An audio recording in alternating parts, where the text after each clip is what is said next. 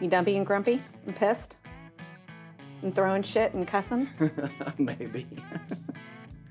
Hey, we're definitely cursed because every time we start to do this, something happens. Today, our little kitty puss jumps on this ant back here, jumps off of it, kicks it off the stand and into the wall. And, the cat lost 8 of its 9 lives today. Almost 9 of them. The day's not done. There's still time. So, other than that, here we are. It's been a great week. Interesting week. Interesting week. Fun. It has been fun. Exciting. We went from being stuck on the couch last week with me having like 50% energy, 50% energy, and then we were trackside. Trackside. Which is fun. It's a lot of fun. We've been out trackside before, and funny enough, like the very first time I started to really get into video was in racing with our friend from, I was going to say the name of the company, but he's sold. Anyways, he had been racing Miatas, and we started doing some shooting there. Being at the track is fun. Being at the track, there's an energy and a smell, and it's just a ton of fun. And now we're at quarter midget tracks. Yes. Which I love watching because those kids, I mean, you see little itty bitty ones. Love it. All the way up to, the older ones, the heavyweights. And Gage is he's getting there. Yeah. We're getting there. Which is exciting for them because he gets to transition. They look like little gangsters in their car because the way the cars are set up, there's a lean. So the first time that I went, I'm like, these are the coolest kids that I've ever seen. I've never seen a kid drive around like this. I'm like, I feel like you're listening to Snoop Dogg in there, but it's just the way the car's set up. Even the little girls that race, they're in there like gangsters. So it was fun. It's fun. If you want to be a gangster, you got to look like one to start with, and then the rest is up to you. lean. It was good stuff, and they're a great team, great family. I love the family. Love the family. We went to school with Chris Sizemore. So Sizemore Racing, GBS. Chris started out racing late models out at Dixie Speedway, and we used to watch him out there, and he sold it all. Got rid of all of his cars so he could feed his sons. We'll call it a passion. Journey. I was going to say habit, but that was the wrong word because racing does run in their vein. And, he took his racing career, and just put it to bed so he could then, realize another dream for his son, which is just awesome. I love it. And he doubled down. Now he's twice as much financially committed to this sport. We need to work on some sponsorships for them. They've got they have a good, what's a good word? Where do you put a horse? A stable. They have a good stable of sponsors, good local sponsors, and we're going to help this year kind of get the word out about the team, the sponsors, and see where we can be helpful for them. What we do can be kind of expensive for a go-kart team. Small businesses, sometimes they have to understand where the money's going and how to spend it, but, there's not a lot of money to be spent in marketing a go-kart team. But for you and I, it gives us a chance to go out, do something we don't normally do, and it gives you a chance just to walk around with a camera and look for good shots and be creative. And that was the fun part. Yeah, and help them. So, I love it. As we were at the track on Saturday, there was a passing of Brad Arnold from 3 Doors Down. Yep. Okay, and that was really sad to me for a lot of different reasons. We've dealt with cancer a lot in our life. When I saw Brad's video about 6 or 8 months ago, I sat and I watched it a couple of times. I watched a couple of their videos that really, let me tell them here. That song and that video hit all at the same time for me, and it was very emotional. And I was never a huge 3 Doors Down fan. I already told you I was programmed to not like 3 Doors Down because I was in a band at that time running parallel. Well, I say parallel. It's like they were above water, and with a record deal, we were below water, but we were both going in the same direction. And You know, That's at true. that age, you know, we were like, oh, fuck that. I don't, they're no good. They're commercial, whatever. That's dumb. I was just being childish and I didn't have a great opinion at the time. I was just being a part of a band. And I look back at it and none of that mattered. Mm-mm. That was stupid, you know? Yeah. And his songs were good. They were catchy. They did the thing. And it really just hit me because he's 2 years younger than I am. Yep. 2 years. Cancer's a beast. Cancer's a bitch. I'm 49. Brad Arnold was 47. We have a family member that was diagnosed about a month ago, give or take, and he's 28, stage 3. This is very close in our family, and it's terrible. Terrible. I Yep. don't get the fact that we can't have a cure for this yet. I know. I've sat and watched too many people just wither away. When Brad Arnold put his first video out, he looks like me, like you, like a normal person of normal health. Um, he did keep people informed, and you could progressively see what was going on. And Yeah. oddly enough, last week sometime, I was just thinking about him, you know, because I care, right? Yeah. Even though I said what I said about being a kid, and that's all just dumb, right? Dumb kid shit. But I was thinking about him, and I was concerned. And in my heart, I was like, well, maybe He beat it. he's doing okay. He's Yeah. getting better, you know, and he wasn't. So may he rest in peace. May you Yes. rest in peace, my Rest friend. in peace. Prayers to you and your family. You did the thing. You had great songs, and I sat Sunday and played guitar to most of them in honor of you, just to kind of flush it out. And it still bothers me. I'm getting teary-eyed. I know. Why do we Well, have to talk about this today? But we do. well, it's really been overwhelming to see the amount of love that came out of that because it can really go the other way sometimes. We're here to simply highlight a young man's life that was pretty incredible. Yep. We're not here to try to pander or any of that. This has been on my heart. This has been on my mind, and I'm going to lay it to rest here. Um, and we're going to continue to fight for Pookie. Yep. So We got you. we do, and in the coming weeks, we'll have some Fight for Pookie shirts or some shirt that is made for my nephew, and we can beat this one. You know, this one's like a neck and neck race right now. Yep. You know, we're talking like there, it can be done. And there was something I found it to be a little bit inspiring. I don't know if it's true or not, but it's not Claude, the new AI that just came out, but the next version, they say that version is going to cure cancer. That would be amazing. I say hurry the fuck up. Yeah. Hurry up. We need Sorry it. about the language. I'm salty today. I get a little bit aggravated and emotional, and then I just get into this space, and then the words happen. I'm trying to clean my mouth up. Bear with me. But, you know, moving forward, what?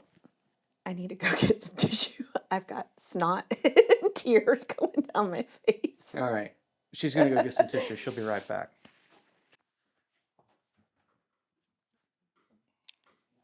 Now we can talk about her while she's gone.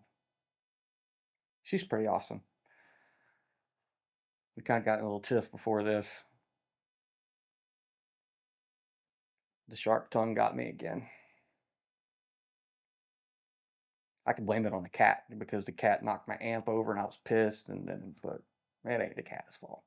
We all know that. I didn't say anything. Oh, I'm sure you did.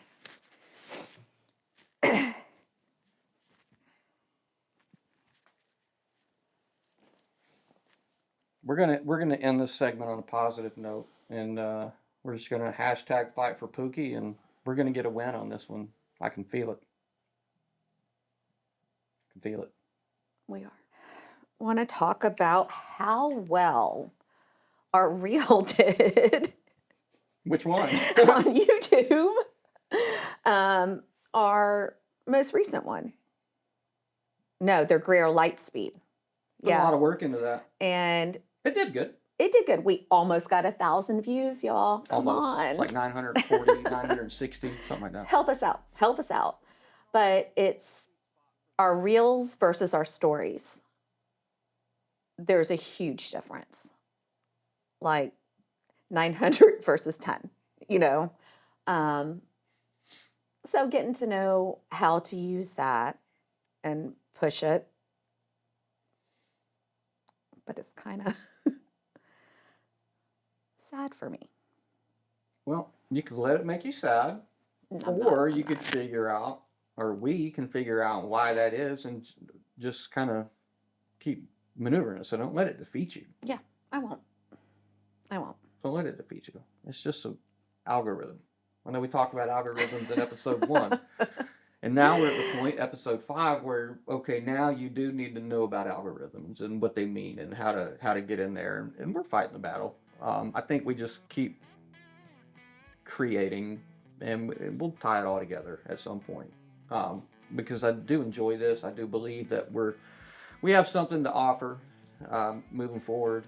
There's a knowledge base. There's a life experience base that I think could be helpful. People are out there struggling just like me, just like you. You know, some people fight different struggles every day, you know, and others, it's just from looking at them, feel like they've never had a struggle in their life. That's so dumb to say. Yeah, because we don't know. Just don't know. We don't know. So we'll keep on getting that going and keep creating. Today, like this week, we're getting crazy busy. Paid work, non-paid work. Obviously, we don't charge you for all this entertainment. Really? Yeah. But we'll get there. Yeah. So I don't ever want to charge for this, but you know, I would like to think that we are going to sit weekly and put together something that's as value or adds value to somebody's life. Otherwise, it's just for nothing. Yeah. Vanity.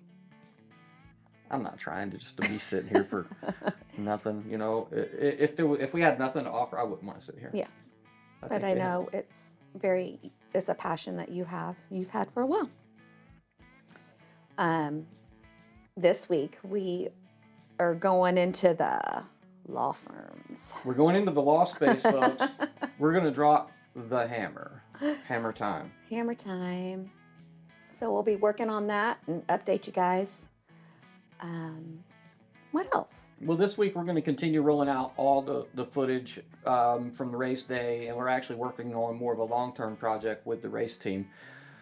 We'll get out with the Hammers firm tomorrow and shoot probably 8 weeks worth of content. So we'll go out and shoot for a whole day in the hopes of having 12 to 15 marketable assets that we'll chop up and his team will implement onto their social media. Yes. This is actually the company that we started the company with. They took a little hiatus to regroup, rebrand, and start their own firm. And here we are. Now they're ready to crank it back up, and we're going to go and do our first round of content tomorrow. Mm-hmm. And I would say by next week we'll have a good idea if we're going to do another round. So it's almost like something comes out on Netflix, and then you find out a few weeks later if you get picked up for season 2, but just on a smaller level. Much smaller level. So it'll be a good time. Yeah. And you'll get a lot of really good experience there because you're really starting to understand the role of a producer and what that means.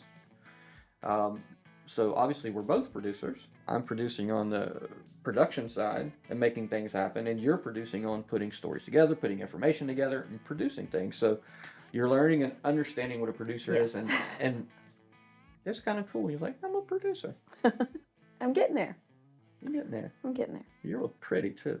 Oh, well, thank you. I like your braids over there. You Bet they always can't see them. Let me see them braids, girl. What I'm talking about. One braid here, one braid here. I like it. I'm not going to tell you what I'm thinking about right now. Shame. When we're at the track shooting, everything feels fast, Yes. right? Super high pace. I love that. That reminds me of like being like showtime, like with the band. Yeah. Not the travel part, because when you play with a band, you work for like 45 minutes or an hour a day. That's the key. But everything is really moving fast. And as you saw, we had an idea of what we wanted to do. We gave them a brief synopsis of that, and then we just kind of go out and just start shooting. Right? Yeah. You went one way, I went the other. I have the FX3. I'm shooting 60 frames a second, so I'm getting everything where I can slow it down. Excuse me, and make some compelling footage, and everything that we shoot there is in high frame rates, right? Just so we can do that. We don't always need to slow it down, but if we want to slow it down, we need to We're be able to. But it's just moving so fast. Like, we could have missed like any of there are certain shots that we got. Had we missed, it would be hard to tell a really good version of that That's story. what it was going on. So when we get there and we have an idea of what we want to shoot, if we can hit all of our marks that we want to get, that's what we're aiming for. But the magic happens in between those things, finding the other shots that are there that we didn't anticipate. Getting that shot without missing What's going on? what needs to be gotten. So we did a really good job of that. You did a really good job placing the camera, getting your formatting is getting really good on screen, and I was getting better. You know, there's differences in shooting cinematically and shooting for high speed. You can kind of mix them a little bit, but cinematic. When people think about cinematic, they're usually in your brain. You're like probably a soft background because of an open aperture, right? Just getting a large depth of field in there. When you're at the track, things are moving fast. You need a lot of things to be in focus. Oftentimes when you're covering sports, it's kind of the same. You're going to an infinity focus scenario to where you're really just trying to capture these fast moving items without having to worry about focus. Because I can assure you, when the car's diving down into turn 2 and coming across from me, it's moving at a rate of speed where I can't just pull that. But if I can leave it at a point to where I can catch the track, we're good. Now, I know there's probably some professionals out there that are like, this guy sucks. But this is my experience right now. You know, we're trying to do the best we can with what we have, and we're using autofocus equipment, essentially. In these scenarios, I'm not in autofocus mode unless I'm capturing a subject like a person talking or something like that. At the track, I'm going to open it up while they're racing so I can catch as much as I can in focus all the time. Are we going to miss? Yeah. So like in turn 2, like we're down here on this end of the track, turn 2, closest to us. Now, when I stop the footage right here of his car, it's out of focus because that's just inside that infinity focus line. Not a big deal. The car's moving fast. The big deal is like, what about the rest of it? You know, we're getting a lot of really good angles, and so being able to take those along with that Osmo footage that we put in the car and cut it together made for a lot of fun. Yeah. And it won't be the last time. No. A couple more weeks. But We have it's another one. fast. Yep. It's fast. All right, guys. So we're going to wrap this thing up. We've had a great week. We hope you've had a great week. Look, tell somebody you love them today. If you know anybody that's going through it, be there for them. Listen to them if they need you. You don't have to say anything. Sometimes you just need to look at them and smile and just listen. Pat them on the back, give them a hug, tell them you love them. Yep. And, you know, just try to make the world just a little bit better every day. What do you say? That's what we try to do. All right. Well, I love you, baby. See Love you next you. week.